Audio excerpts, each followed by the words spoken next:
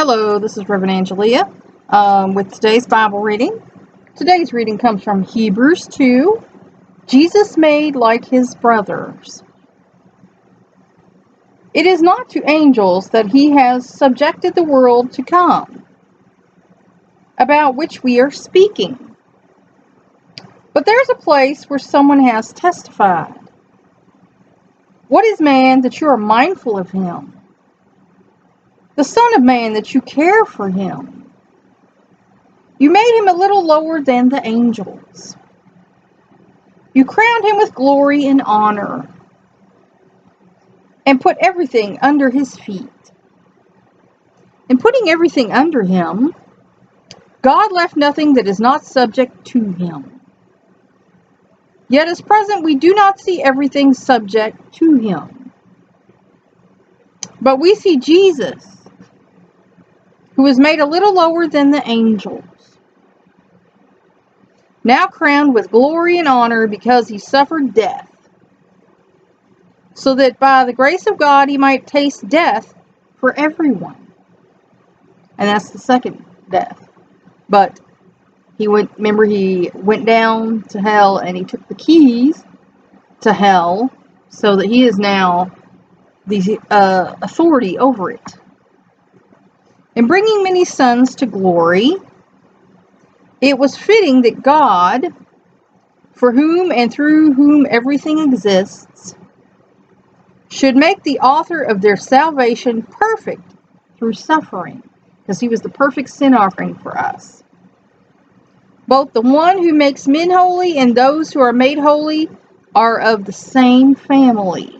So we're all a family in Christ. So Jesus is not ashamed to call them brothers or sisters. He says, I will declare your name to my brothers. In the presence of the congregation, I will sing your praises. And again, I will put my trust in him. And again he says, here am I, and the children of God, and the children God has given me. For God has put you into the hands of Christ if you're a Christian, and you're Jesus's family.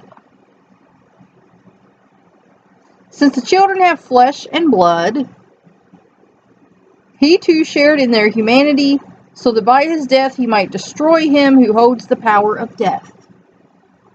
That is, the devil. And free those who all their lives were held in slavery by their fear of death.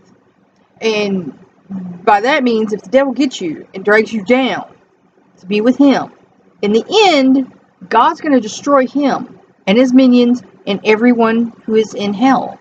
So if you listen to the devil and you let him tempt you into being, devilish or bad, whatever, a sinner, then you will die the second death with him in the end.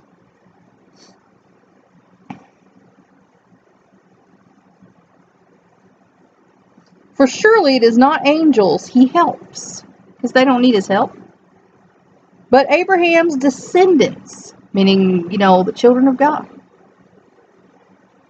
For this reason he had to be made like his brothers in every way, in order that he might become a merciful and faithful high priest in service to God.